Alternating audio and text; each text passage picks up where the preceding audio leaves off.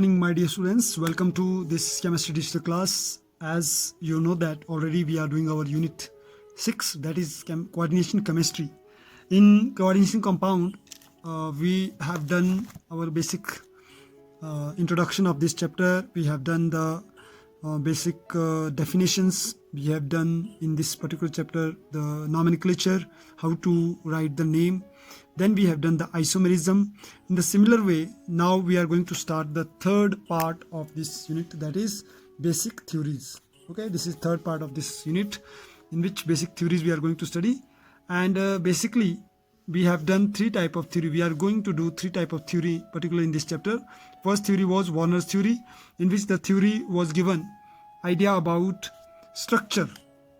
This theory has given idea about coordination compound, structure of coordination compound, in which we studied that there is primary and secondary valencies, two type of linkage is there, in which primary valence is giving information about oxidation number, secondary valence is giving information about coordination number.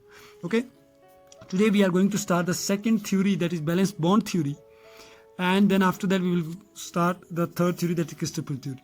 This is we are going to study tomorrow, but today's topic is Valence Bond Theory.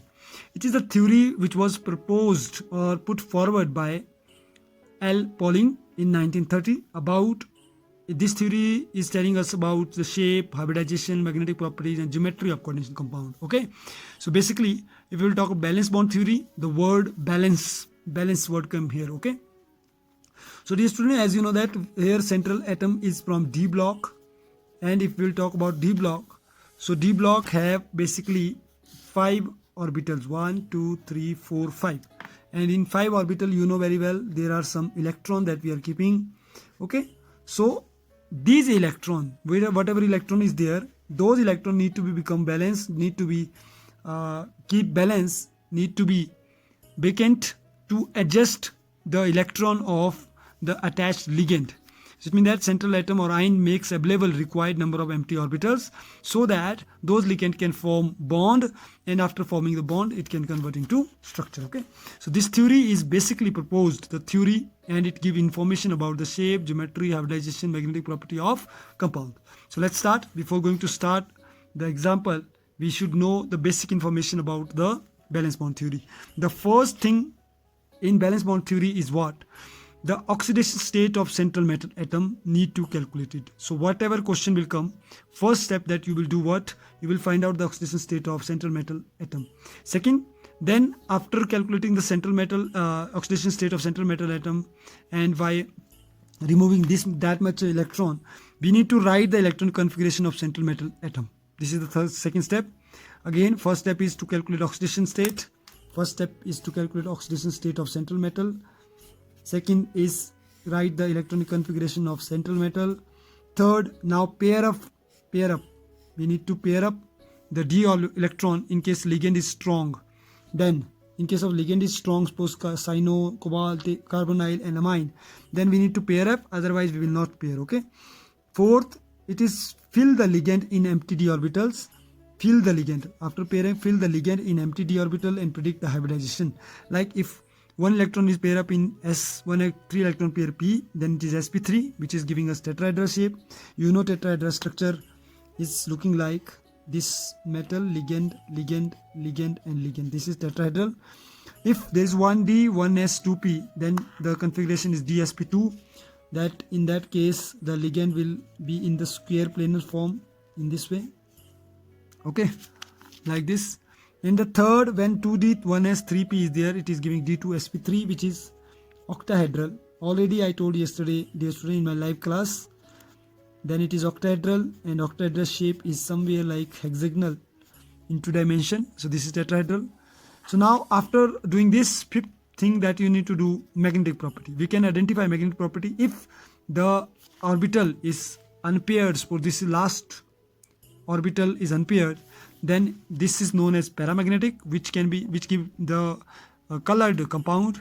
Whereas if it is paired mean all the electrons in orbital are fully filled, paired, then it is diamagnetic, which is giving colorless compound. Second, about the ligand, in case n-1d orbital used, it is used by inner orbital, and if case nd orbital is used, it will give us outer orbitals. Okay, So now what are the meaning? Let's understand with the help of example. Now basically, dear students, what type of question is coming in exam with what language? So this is the language always using Valence Bond Theory. Predict the geometry, predict the geometry and magnetic behavior of any of the question. Okay, so these are the some of the recently asked question. 1 2 3 4 5 6 7 8. Basically I just want to tell you two type of formula is there. First formula is where here 4 is there, second type of formula where is 6 is there. Okay, so you can see 4 and 6 type of these compounds are there only. It means that either tetrahedral, either square, either tetrahedral question will come, either square planar or either octahedral. This is the hint for you. Mean you just have to make your mind. In exam the question will come from Valence Bond Theory like this way. If any of one question will come, suppose any question will come, suppose this question came, so first thing that you need to see, central metal will be always there. Suppose here cobalt, here iron, here chromium, here platinum, here nickel, here iron, here nickel, here nickel. So central metal will be there, which will make the orbital free to pair up with the ligand. Okay, now second is the ligand. Here now it is totally depending upon the nature of ligand, whether the ligand is strong or whether his ligand is weak. All those chlorine, fluorine, yeah, I can say the halogen group, these all are weak ligand, and rest all amine, those we have studied in when we were doing nomenclature, amine, cyano or water, carbonyl, these are a strong ligand. Okay, so you should have the knowledge of two things. One, central metal configuration. Here you should know the central metal atomic number. With the atomic number you can find out the configuration. Second, you should know the nature of ligand. Okay, so these are the tricks to calculate the Valence Bond theory. First thing, calculate the oxidation number of central metal. Calculate the oxidation number of central metal, first step. Then write the electronic configuration of those central metal with excitement state. Third, manage the orbital of central metal to pair up the ligand. Fourth, fill electron according to nature of ligand, whether the ligand is weak or strong. If ligand is weak, then we will not going to pair up. If ligand is strong, then we need to pair up. Okay, simple way, if I'll say simple knowledge you keep, tetrahedral shape will be of those formulas. Those formula will have tetrahedral shape where ligand is chlorine, chlorine and bromine, and with the 4 atomicity. Okay, weak ligand with 4. Square planar will be there with strong ligand with 4, and octahedral with ligand with 6. Okay, let's understand one question. Suppose I am going to take example of nickel. Let's take the example of first nickel tetrachloronickelate 2 minus. Okay, so now what is the first step that I said? Step 1. First step is calculate oxidation state of nickel. Okay, so let's calculate. Let's take the oxidation state of nickel X. Chlorine is -1 and 2 negative. So how to calculate the oxidation number? This is very simple. It is X plus -1 into 4 is equal to -2. It will be X minus 4 is equal to -2, where X will be -4 plus 2 is equal to 0, and X will be -2 is equal to 0. So the oxidation number is +2. So it means that nickel have oxidation number +2. If nickel oxidation is +2, second thing you should know, step 2, what is the atomic number? Atomic number of nickel. Okay, what is the atomic number of nickel? Yes, this time you should know this: scandium, titanium, vanadium, chromium, manganese, then iron, cobalt, nickel, copper, zinc. It means that 21, 22, 23, 24, 25, 26, 27, 28, 29, 30. So nickel atomic number is 28. 28 is there +2. +2 mean we need to remove 2 electron. We need to remove 2 electron from. First write down the configuration with 28. So it means that it's argon 18 plus 3d8 4s2. Okay, then it will become 28 or not? Okay, now if we will take nickel 2 plus, because nickel having +2 oxidation state, it means that 28 minus 2, it is 26. So what will be the now configuration? It will be 3d8 4x 0. 3d8 4s 0, because 2 electron of s will removed. Okay, so these are two type of configuration. One is at ground state, this is at excitement state. Now after writing, first calculating oxidation state, after writing atomic number in case of ground state and in case of oxidation state. Plus 2 mean 2 electron nikal dene. Okay, when 2 electron we removed from 28, it remained 26. After this, step 3 is draw the I can say electronic configuration in orbital. Okay, suppose for example, if I will take example of 1 2 3 4, this 3d8, 1 2 3 4 5 6 7 8, you know, according to Hund's rule, first we need to fill single electron, then we will pair up the electron. Second is 4s, whereas in case of ground state 4s is filled, then 4p, which is empty. This is 4s 3d. Okay, so 3d 4s 4p, it is nickel in ground state. But when we'll talk nickel 2 positive in excitement state, then what will happen? 2 electron will remove from 3 4, 2 electron will remove from 4s. So we will have this electron is filled now, free now. 1 2 3 4 5 6 7 8. Okay, now we need to see the formula. In formula, how many chlorine is there? There are 4 chlorine. It means that chlorine is weak ligand. If there is a weak ligand, we are not going to adjust these electron because it is weak ligand. In case of weak ligand, there is no pair of electron. Okay, no pair of electron. So when we are going to make now in nickel chlorine 2 negative, so we will draw these 3 4 5. These will draw same 1 2 3 4 5 6 7 8. Okay, these will remain empty and this will remain also empty. Clear? Because one chlorine will give electron here, second chlorine will pair up here, third chlorine will pair up here, and fourth chlorine will pair up here. In this way we got the hybridization 1spppp. It means that we got hybridization sp3. And when there is a sp3, 4 electron pair up, when there is sp3, the shape is tetrahedral. How we will draw the tetrahedral shape? In the center we will draw nickel, and around the nickel we will draw. Now if sp3 is there, so sp3 you know very well, here I have written the sp3. Tetrahedral is having sp3 hybridization. Square planar have dsp2 hybridization. There is octahedral have always d2sp3 or sp3 d2. If there is a sp3 hybridization, so you will draw tetrahedral structure like this way: chlorine, chlorine, chlorine, and chlorine. Okay, which is this kind of shape, which is called tetrahedral. And now you know very well what is the hybridization. Hybridization is sp3 because it is weak ligand. In case of weak ligand, sp3 will be there. Geometry is tetrahedral. Okay, after geometry, when tetrahedral is there, okay, magnetic property is, you see the last electron are unpaired, so paramagnetic in nature. Paramagnetic in nature. In this way, the question, what was the question? Question was, using valence bond theory, predict geometry and magnetic behavior of, predict geometry. Geometry is tetrahedral and magnetic property is paramagnetic. So this is all about the question. After this you will write a small brief notes that you will write like this way. In a nickel tetrachloride nickel, oxidation state of nickel is +2 after calculating.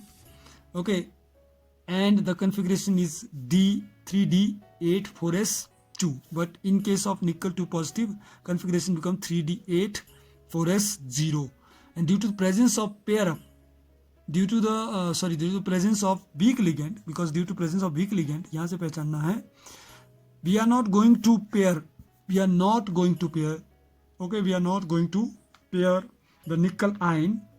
Here nickel 2 positive ion undergo sp3 hybridization, If it is not pair up, so it will be there 4 chlorine need to adjust, so 4 valence orbital need. Okay, if suppose up to here some electron is there, so you can see we need 4 empty orbitals. So these are the empty orbitals which is filled with the chlorine. Chlorine itself will pair up, and in the end we got 1 sulfur, 1 S and 3 P block is captured by chlorine. That's why the hybridization is sp3, and we can see the sp3 have tetrahedral shape. We draw the tetrahedral shape, and magnetic is paramagnetic because there is unpaired electron in outermost shell. Okay, so this is all about the nickel, tetrachloride nickel. Now one more example we will take. I'm going to take the example of, if in case of chlorine cyno is there, Cn is there, then this electron will move here, it will pair up, and we will get one free S, 1D, 1S, P2. Then DsP2 hybridization will get, which results square planar shape. Okay, now I'm going to take one example of, this is 4 atomicity type question. We will take one example of octahedral. I am taking very important question which came so many times in exam. They say hexaamine chromium 3 positive. So let's start. So dear student, here I have written one example, one question, and it is very, very important to understand about what is there inside the question. There is a central metal. You should know the information about central metal. This is ligand. You should know about the nature of ligand. This is atomicity. You should know how many number is there. If 6 is there, so octahedral obviously. If 4 is there, the 2 type of 4 is there. One is square planar, second is tetrahedral, and this is called cationic number, oxidation number. So what is the first step? As I said, step 1. Step 1 is oxidation number, to calculate oxidation number. So calculate oxidation number of chromium. Let's take the chromium, NH3 6 3 positive. Chromium will be X, NH3 0, and you will calculate X plus 0 into 6 is equal to plus 3. Okay, so X will be 0 is equal to plus 3. So oxidation number become plus 3. So it means that plus 3 is the chromium oxidation number. Whereas step 2, let me take in simple way first, then you can write. Step 2 is electronic configuration of central atom.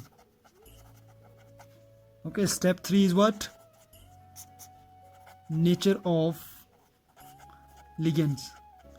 If nature of ligand is strong, then we will, in case of strong, we will pair up. In case of weak, we will not pair, no pair. Okay, where is electronic configuration? We will write first in ground state, then we will write in excited state. Now step 4 is what?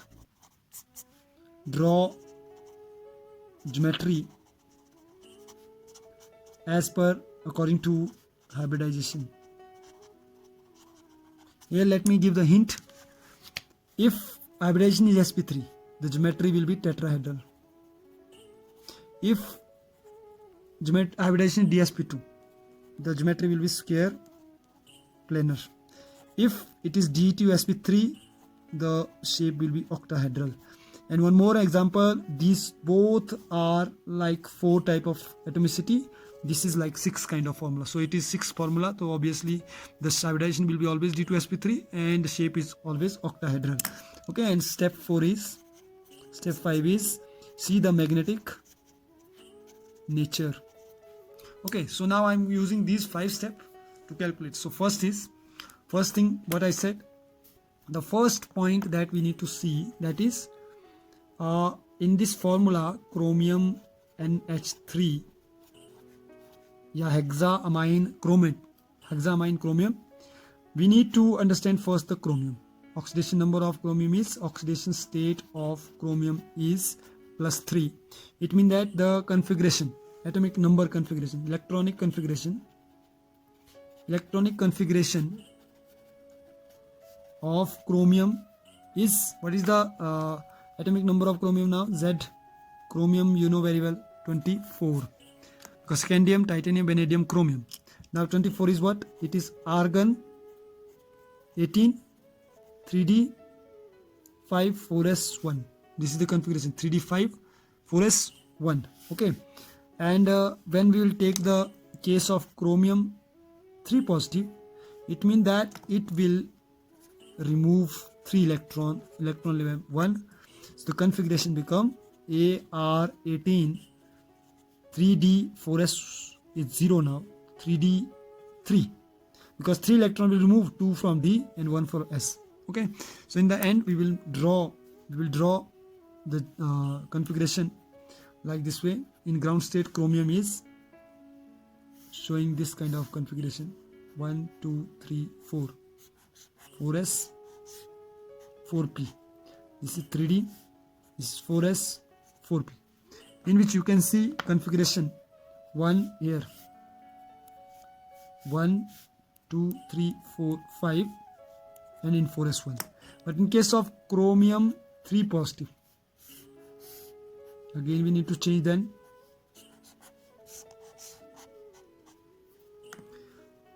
now we have 3d3, 1 2 3, no electron. Okay, now we need to see the combination of formula. There is NH3. How many NH3? 6 NH3, and NH3 is a strong ligand. NH3 is strong ligand. So because of that, if strong ligand is there, pair up we need to make. First we need to see whether 6 amine will be adjusted or not. So there is 1 2 3 4 5 6. Yes, so it means that one NH3 will be here, second NH3 will be here, third NH3 will be here, fourth NH3 will be here, fifth NH3 will be here, sixth NH3 will be adjusted here. Okay, so like this way, when 6 NH3 will be pair up, so what kind of configuration become now? First 1 2 3, then 6, 1 2 3 4 5 6. It is hybridization type. 1 2 3 is unpaired, then 1 2 1 2 1 2 1 2 1 2 1 2, like NH3 NH3 NH3 NH3 NH3 NH3. In this way 1 2 3 4 5 6 NH3. In this way 6 NH3 is bonded with chromium. So hybridization become 1. This is D D S P P P. It means D2 sp3, and we know very well D2 sp3 have what shape? It has octahedral shape. So we will draw chromium, then NH3 NH3 NH3 NH3 NH3 and NH3. Okay, so this is shape octahedral. This shape is called octahedral. Okay, the shape. Now geometry is octahedral. Hybridization is D2 sp3, and magnetic property is you see now last configuration, all of these are unpaired. 1 2 3, it is unpaired. So we will write paramagnetic will give colored compound. Okay, so this is all about the hybridization. Now hope so you got my point and you got all these how to calculate the hybridization. Now dear students, as I told already, these are the most important questions that ask in the previous year question paper, where this one and this one I explained. Rest this and these all example you need to practice at home. Okay, so practice these questions. If still you are facing any problem, so you can ask me. Till then, take care yourself, stay home, stay safe. Thank you, have a nice day.